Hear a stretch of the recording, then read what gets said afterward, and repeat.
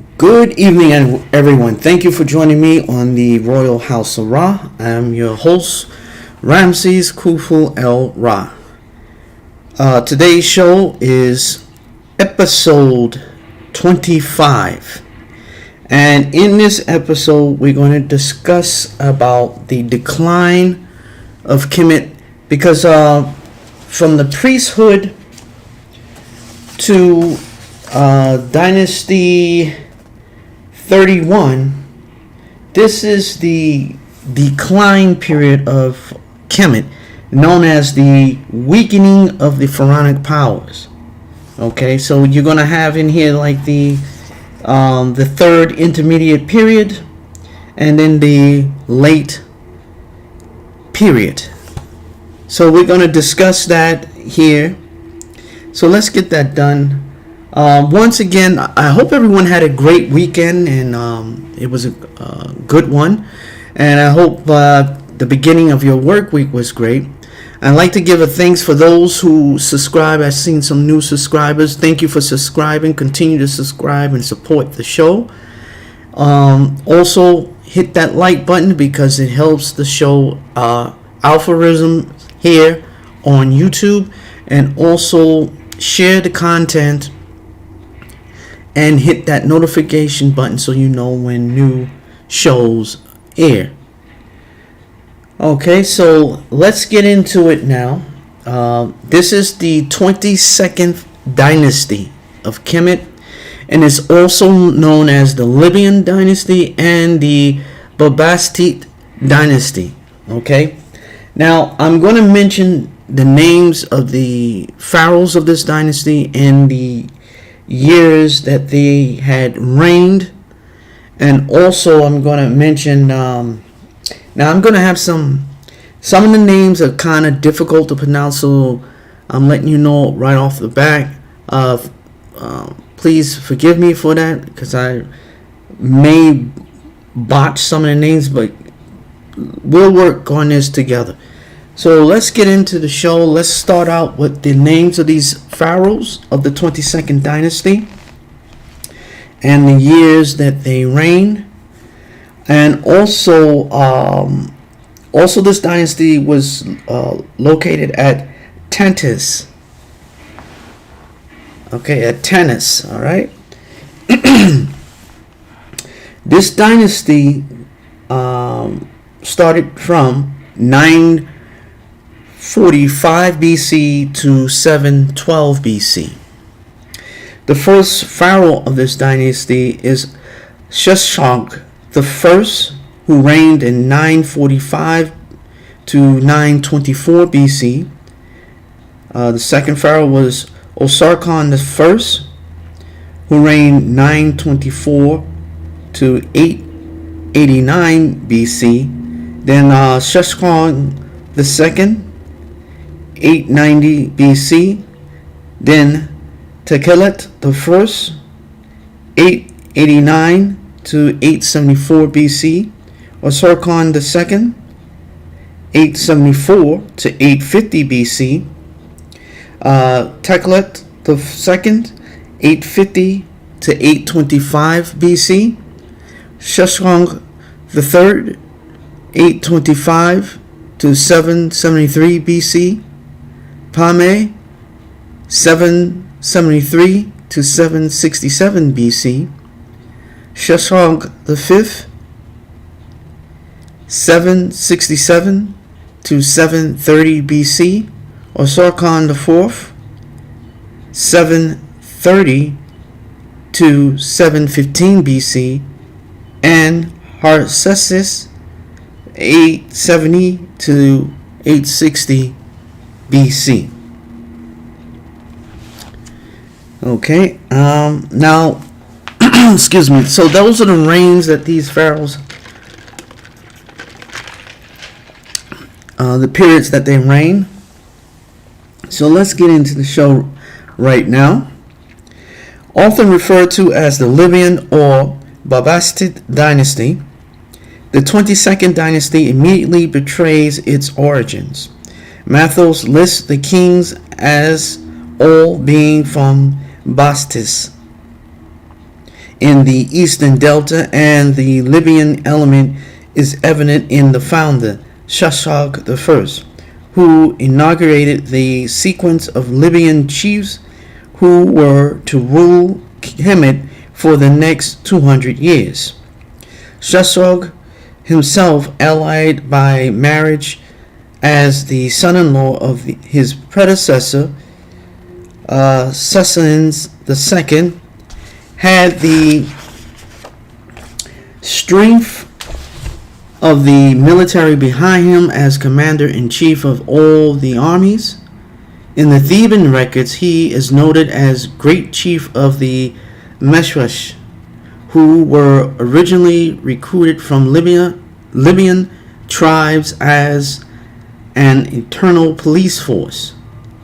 Like many previous pharaohs, Sheshonq endeavored to show his right to rule by adopting hallowed titles, in this instance those of Sheshonq I of almost 100 years before. Sheshonq was a strong ruler who brought the divided factions of Thebes and Tantus together into once more united Kemet.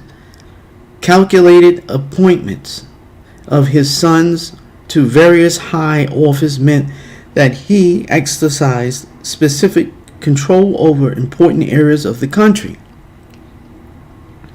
Uniting the religious and secular spheres, his son Uput was governor of Upper Kemet, and at the same time both high priest of Amun and commander-in-chief of the armies. Another son, this name is a little bit difficult here, Dechechpat Ha-Fa-Kak, supported his brother in the religious field as third prophet of Amun. Yet another son, Nimlat, acted as military commander at Hecatopolis, an important garrison that could keep Thebes in check if need be. To the south, with such a stable power base at home, Sheshonq could then turn his gaze outwards to the old Kemetan Near Eastern possessions. Okay, so like the pharaohs before, Sheshonq he was the first pharaoh of Dynasty XXII. He married a daughter of a previous pharaoh of the dynasty before his, Dynasty XXIV, to solidify his power and his right to reign in Kemet. So this happened in the later years of Kemet. It started a little bit in the New Kingdom. It also started in the other periods.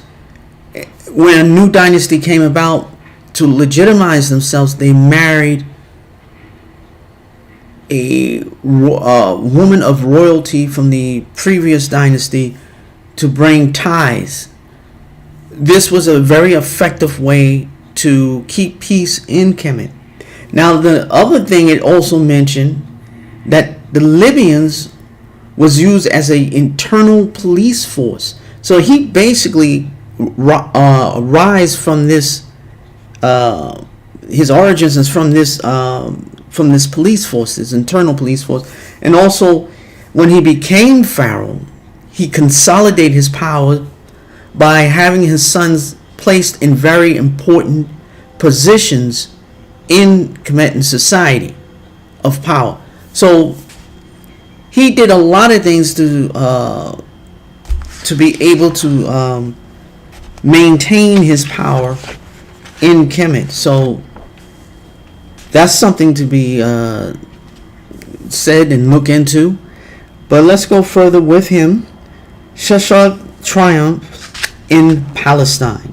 Following the death of Solomon in 930 BC, the kingdoms of Judah and Israel under Rehoboam, Solomon's son, and Jeroboam I, respectively, were at loggerheads and ripe for strong Kemet military intervention.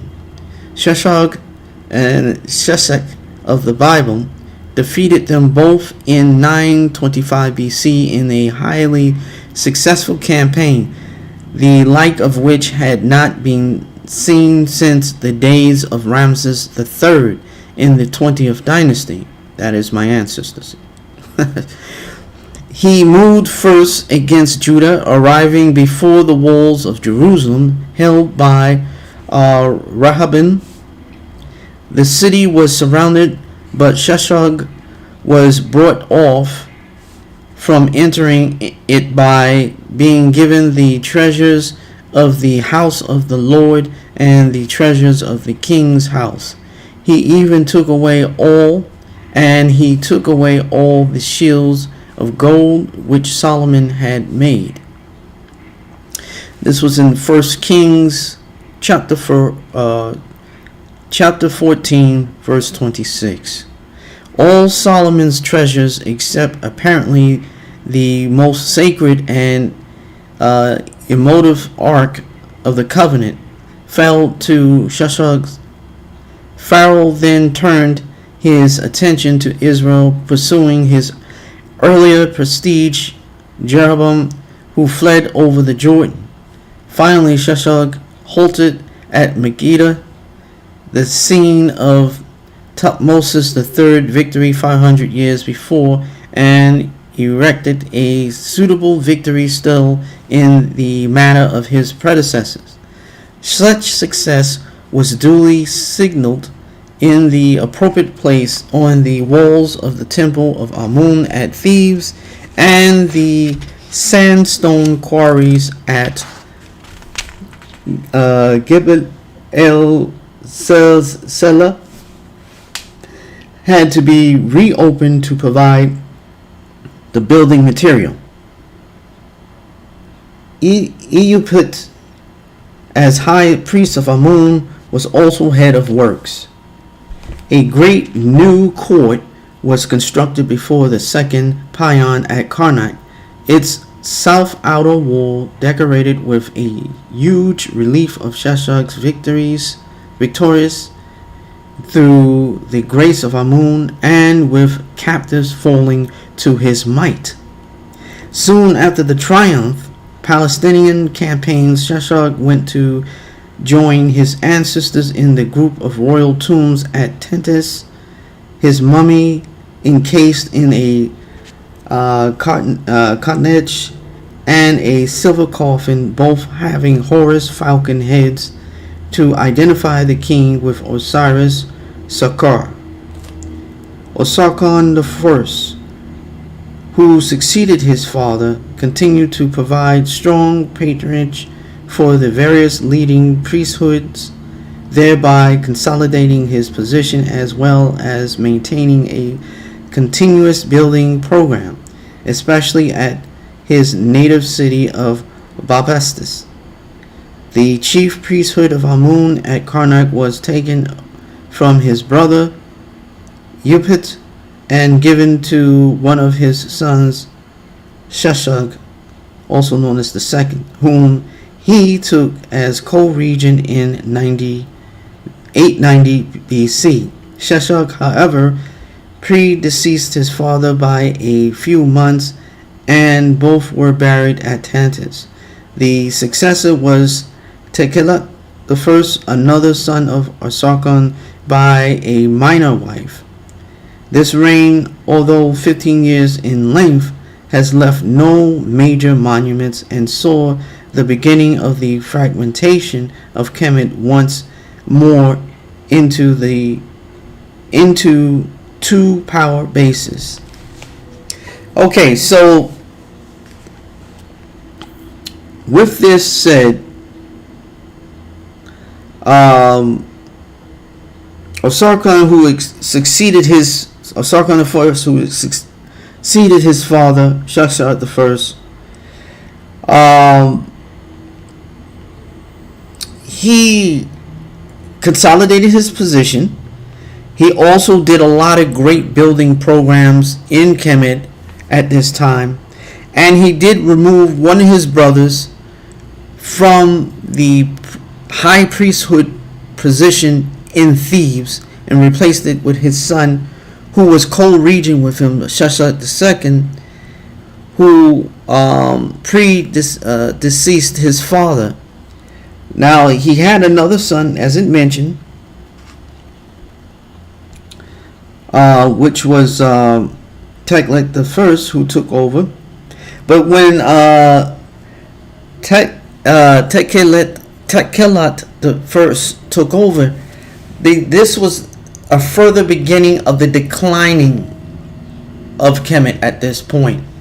So we're going to go into, we're going to talk about Osorkon II, who succeeded Takelot. So let's go into that. Okay, Osorkon II succeeded Takelot I as pharaoh in 874 BC at much the same time that his cousin Harsiese succeeded his father Sheshonq II as high priest of Amun at Karnak.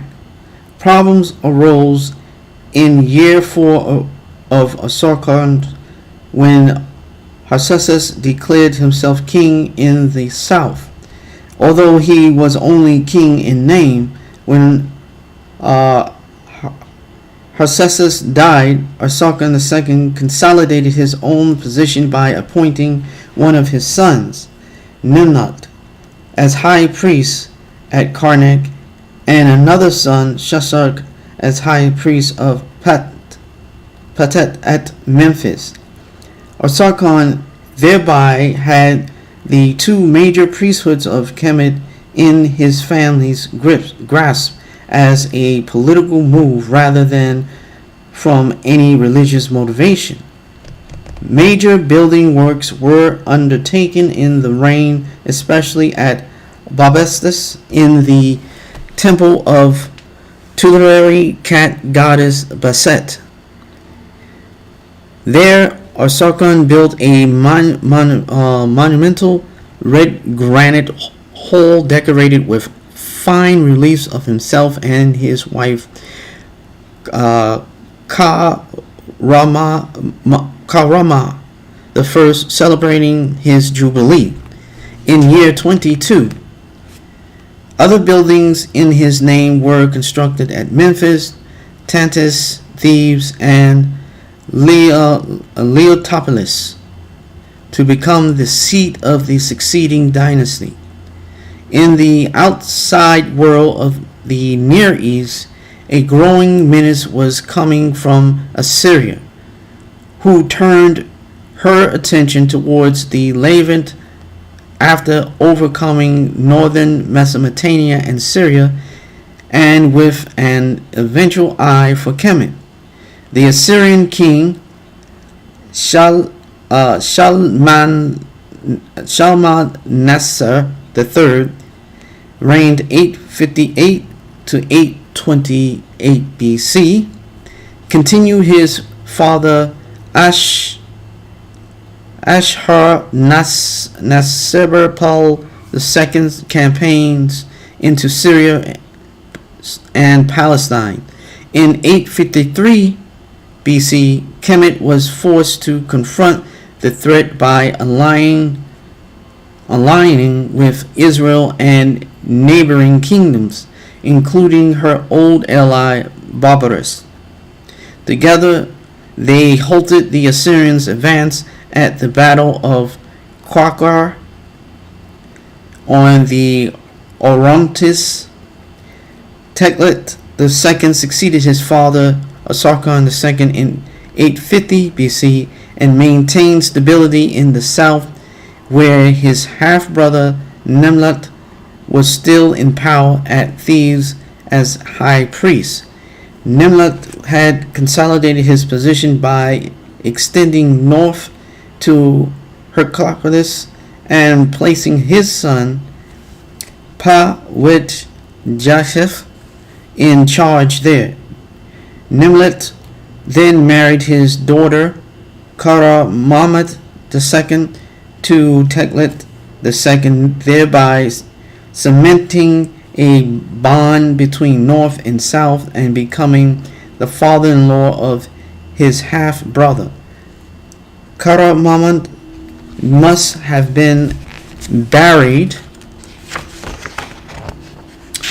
at Thebes, since her rather poor green glaze composition, Ashhapatite figures have been appearing from there in the antiquities market for over 150 years, but her tomb has not been found. Problems arose, however, in year 11 of Takelot II with the death of Nemlet. The question of who should succeed him as high priest of Amun led to open hostilities. These, led by a Harsiese who claimed descent from the king Harsiese, revolted against Takelot's choice of his son Prince Osorkon. Nemlet's son Jakhatz, governor of Heraclius, supported Takelot's decision, thereby allowing Prince Osorkon an easy passage south past his fortress to curb the rebellious Thebans. The rebels were relentlessly crushed, the ringleaders executed, and their bodies burnt to ensure that there would be no hope of an afterlife for them. Wow, they really get down to business here. For the next 4 years, peace reigned, but in year 15 of Takelot II, civil war once again struck the country. On this occasion, however, the revolt was not so easily put down and lasted for almost a decade. It was probably at this time that further incursions were made into the Valley of the Kings with official sanctions, when the sarcophagus box of Ramses VI was overturned in a vain search for hidden treasure beneath it. When Takelot II died, he was buried at Tantus, where he was found by Pierre Montet in a reused coffin in the antechamber of the tomb of Osorkon II. The crown prince Osorkon never succeeded to the throne because his younger brother Sheshonq moved to seize power, proclaiming himself pharaoh as Sheshonq III. He was to enjoy an incredibly long reign of 53 years. It was also to be the most confusing period of Kemetan history, with not only an initial split between North and South, Tantus and Thebes, but also a later rift between the East and the Central Delta, Tantus and Leotopolis, respectively. There are a number of dates to use as chronological pegs in the long reign of Sheshonq III, but there are also large gaps in between. In year 6, Harsiese reappeared as chief high priest of Amun, apparently without too much commotion at Thebes, because Sheshonq had let the Theban have their own way and choice. In year 20, 806 BC, the usurped Prince Osorkon was appointed to the high priest post at Thebes. Unusually, he had not been disposed of by his usurping younger brother. Then in year 25, 800 BC, Harsiese once again assumed the office of high priest, only to disappear, perhaps finally dead, in year 29. Prince Osorkon had not died when Harsiese returned to power and was still evident in Upper Kemet with a controlling hand for another 10 years. So, excuse me, there you had it. With this dynasty, you had ups and downs with this dynasty. You had some triumph with military expansion and to successful military campaigns to safeguard Kemet's territorial possessions and boundaries. You had a brief decline, and then you had civil wars where members of the family would fight against each other for the power of either the priesthood or the throne itself, and the positioning in various religious temples that hold sway, like the temple in Amun, which is located most likely in the Theban areas, and then there is another temple there. So the dynasty can consolidate their power and maintain their power, and they also practice the same tradition where you marry a princess of the previous dynasty to legitimize your own dynasty. So this dynasty was very interesting.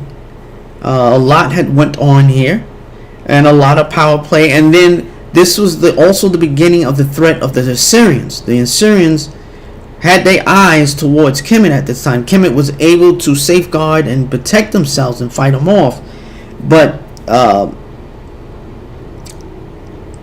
down the road, Assyria is going to exercise their power. So we're going to go into that this Thursday. We're going to have episode 26, where we're going to talk about episode 26, where we're going to talk about Dynasty 20, the 23rd dynasty. Okay. We're going to talk about the 23rd dynasty. It's going to be a little brief because there's not so much information on them, but we'll discuss what information we have on the 23rd dynasty.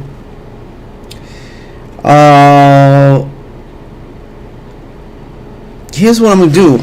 On this Thursday, which would be April 7th, I'm going to talk about the 23rd and the 24th dynasty. So I'm going to talk about those two dynasties in episode 26. So that's going to be about